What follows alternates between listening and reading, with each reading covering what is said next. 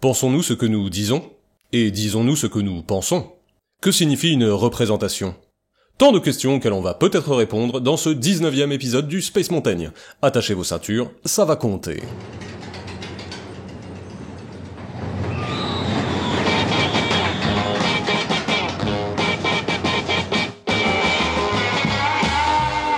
Attends, c'est une prise de tête d'un autre monde. D'un autre monde.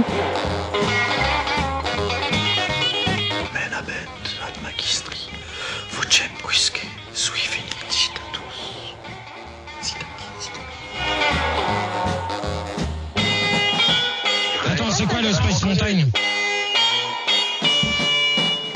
Bonjour ou bonsoir, en tout cas bienvenue dans le Space Mountain pour cet épisode qui sera consacré à Mythologie de Roland Barthes, et plus précisément au chapitre Bichon chez les nègres. Pour cet épisode exceptionnel, j'ai la joie de recevoir l'auteur lui-même qui m'a fait le plaisir de venir enregistrer avec moi. Roland Barthes, bienvenue, vous allez bien? Bien, c'est-à-dire, enfin en tout cas en ce qui me concerne... Ça... Ok, ouais. Tout de suite, premier extrait. Match nous a raconté une histoire qui en dit long sur le mythe petit bourgeois du nègre. Un ménage de jeunes professeurs a exploré le pays des cannibales pour y faire de la peinture. Ils ont emmené avec eux leur bébé de quelques mois, Bichon. Barthes se propose donc pour ce chapitre de réfléchir sur un article du magazine Match. Alors pour ceux qui ignorent l'impact monstrueux que le journal pouvait avoir à l'époque, imaginez Closer hier ou Hanouna aujourd'hui. Donc cet article donc, qui nous raconte l'aventure incroyable du couple Fievé, deux professeurs et peintres amateurs, et de leur petit bébé, dans un dangereux pays plein de noirs. Une histoire qui s'annonce riche en sentiments contrastés, mais n'anticipons pas. On s'est beaucoup extasié sur le courage des parents et de l'enfant. D'abord, il n'y a rien de plus irritant qu'un héroïsme sans objet. C'est une situation grave, pour une société, que de se mettre à développer gratuitement les formes de ses vertus. Si les dangers courus par le jeune Bichon étaient réels, il était proprement stupide de les lui imposer, sous le seul prétexte d'aller faire du dessin en Afrique. Il est encore plus condamnable de faire passer cette stupidité pour une belle audace. On voit comment fonctionne ici le courage, c'est un acte formel et creux. Plus il est immotivé, plus il inspire de respect. On est en pleine civilisation scout, où le code des sentiments et des valeurs est complètement détaché des problèmes concrets de solidarité ou de progrès. Alors, Barthes formule ici ce que nous pensions déjà tous, aller rien faire ailleurs n'est pas une forme de courage. Dire qu'en plus on le fait en étant guetté par les lions et les cannibales, c'est ajouter une surcouche de danger à un récit qui en faisait déjà trop. Mais en plus de cela, comme il le pointe, il est encore plus énervant d'associer des conduites vertueuses à des poursuites orgueilleuses. Car, en l'espèce, ce couple et son enfant n'apportent rien à personne, sinon à eux. Ils se mettent en position d'aventuriers en terre sauvage, en accompagnant leur démarche d'aucune autre chose que leur plaisir égoïste. Je vous demande bien où est le courage, et pourquoi faire? Mais, en plus de cela, l'article donne un supplément d'âme à leur épopée, en la parant d'audace, là où il n'y a guère plus qu'un safari-vacances de néocolons bouffis d'arrogance. Mais bien sûr, ce n'est que le début. On a déjà deviné l'image du nègre qui se profile derrière ce petit roman bien tonique. D'abord, il fait peur, il est cannibale. Et si l'on trouve Bichon héroïque, c'est qu'il risque en fait d'être mangé. Sans la présence implicite de ce risque, l'histoire perdrait toute vertu de choc, le lecteur n'aurait pas peur. Aussi, les confrontations sont multipliées où l'enfant blanc est seul, abandonné, insouciant, et exposé dans un cercle de noirs potentiellement menaçant. À chaque image, on doit frémir de ce qui aurait pu arriver. On ne le précise jamais, la narration est objective, mais en fait, elle repose sur la collusion pathétique de la chair blanche et de la peau noire, de l'innocence et de la cruauté, de la spiritualité et de la magie. La belle enchaîne la bête, Daniel se fait lécher par les lions, la civilisation de l'âme soumet la barbarie de l'instinct. Et c'est de l'analyse de ce reportage que Barthes souhaite tirer son exposé. Alors, qu'est-ce qui nous est présenté? En bref, la concussion de deux mondes, une famille civilisée et une terre de sauvages. Ce que l'on peut immédiatement distinguer, c'est la facilité des représentations qui sont utilisées. C'est ce qu'il appelle des signifiants. La blondeur du petit Bichon face à l'obscurité des autochtones. Et évidemment, cette blancheur aura raison de la cruauté des Noirs, qui finiront par comprendre que leur salut passe par la lumière, par la patrie, et par les œufs mimosa à la cantine du Crous. Il semble impossible, engoncé que nous sommes dans nos représentations, de pouvoir considérer une altérité qui ne soit pas une caricature. Et par caricature, il faut comprendre autant sauvage que civilisé, que moderne ou que oriental. Ah oui, parce que je l'avais pas précisé, mais si vous n'avez toujours pas compris où se déroulait le voyage, c'est normal. Bart note justement, à un autre moment, une contrée située d'ailleurs très vaguement, et donnée surtout comme le pays des nègres rouges, sorte de lieu romanesque dont on atténue, sans en avoir l'air, les caractères trop réels, mais dont le nom légendaire propose déjà une ambiguïté terrifiante entre la couleur de leur teinture et le sang humain qu'on est censé y boire. Le pays des nègres rouges est un nom légendaire. C'est intéressant, hein. C'est encore une fois un signifiant fort, qui renvoie comme il l'écrit à tout un tas de sous-entendus que les lecteurs de Match interpréteront immédiatement, parce que c'est à recouper avec le titre du bouquin, hein, qui est Mythologie, et dont on tourne autour du pot depuis tout à l'heure, alors bon, allons-y franchement. L'astuce profonde de l'opération Bichon, c'est de donner à voir le monde nègre par les yeux de l'enfant blanc. Tout y a évidemment l'apparence d'un guignol.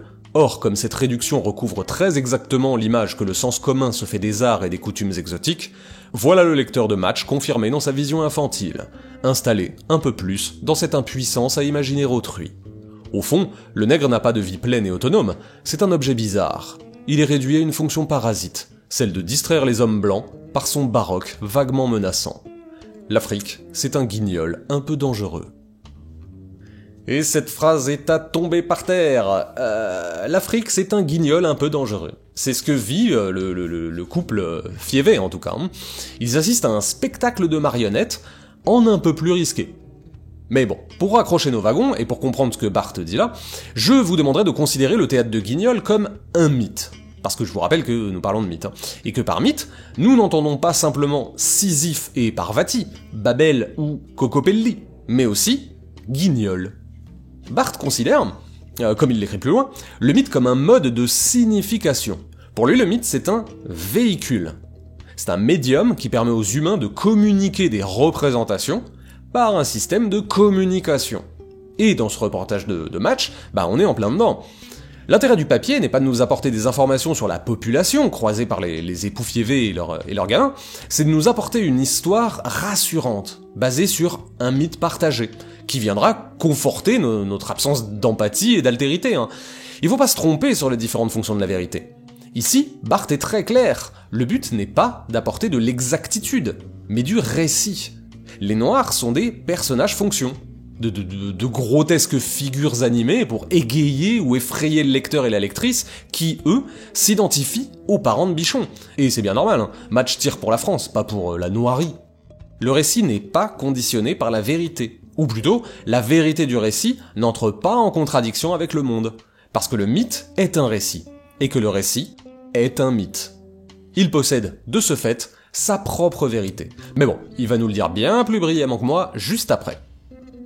Et maintenant, si l'on veut bien mettre en regard de cette imagerie générale les efforts des ethnologues pour démystifier le fait nègre, les précautions rigoureuses qu'ils observent déjà depuis fort longtemps lorsqu'ils sont obligés de manier ces notions ambiguës de primitif ou de archaïque, la probité intellectuelle d'hommes comme Mauss, Lévi-Strauss ou le roi Gourand, aux prises avec de vieux termes raciaux camouflés, on comprendra mieux l'une de nos servitudes majeures, le divorce accablant de la connaissance et de la mythologie.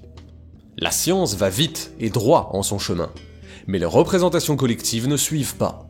Elles sont des siècles en arrière, maintenues stagnantes dans l'erreur par le pouvoir, la grande presse et les valeurs d'ordre. Traduction. Bart prend à témoin les anthropologues, et plus particulièrement les ethnologues, quant à la sottise des représentations auxquelles ils sont confrontés.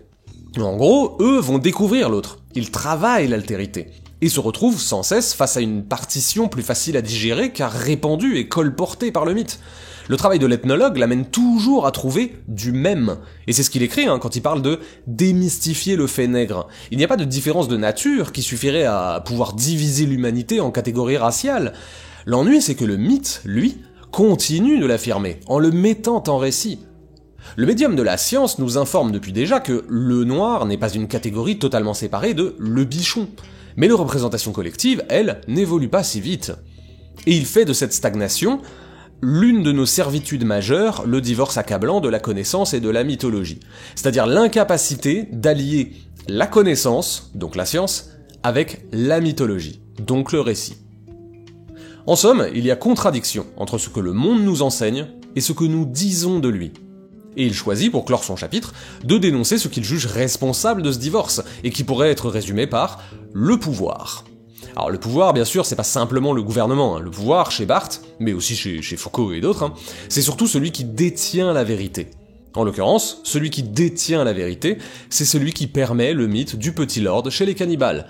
Et celui qui la dispense, c'est la grande presse, c'est Match. Mais ce qu'il faut poser fortement dès le début, c'est que le mythe est un système de communication. C'est un message. On voit par là que le mythe ne saurait être un objet, un concept ou une idée. C'est un mode de signification. Conclusion. Nous ne partageons pas d'informations neutres. La signification est affectée par nos représentations. Ce que Roland Barthes souhaite montrer avec cet article de Match, c'est à quel point nos représentations partagées sont soumises à nos véhicules. Et, en l'occurrence, il décante ici que... D'abord, les valeurs peuvent être détournées. Par exemple, lorsque le courage est invoqué, afin d'associer des conduites vertueuses à des poursuites orgueilleuses. Ensuite, les mythes réduits forment des récits plus facilement partagés, car il est plus simple de ne pas questionner l'altérité, ou sinon, de la caricaturer. Enfin, la mythologie et la science marchent à deux vitesses, et tant que la seconde n'aura pas rattrapé la première, la connaissance ne pourra efficacement se propager. Merci à toutes et à tous pour votre oreille attentive, ou vos oreilles attentives si vous en avez une paire. C'était le 19e épisode du Space Mountain consacré au chapitre Bichon chez les nègres, extrait de Mythologie de Roland Barthes. Voilà, j'ai essayé de vous rendre hommage en lisant certains passages de votre livre, même si, le véhicule en l'occurrence n'est pas le même. Je sais pas si à l'oral vos écrits passent de la même manière ou... Vous savez, c'est une question justement que la critique, la théorie littéraire a beaucoup débattu depuis une dizaine d'années. Allez, super. En attendant le prochain, n'hésitez pas à réécouter les autres épisodes, cela aide à structurer les récits pour ne pas se tromper dans nos mythes. Je vous retrouve très vite.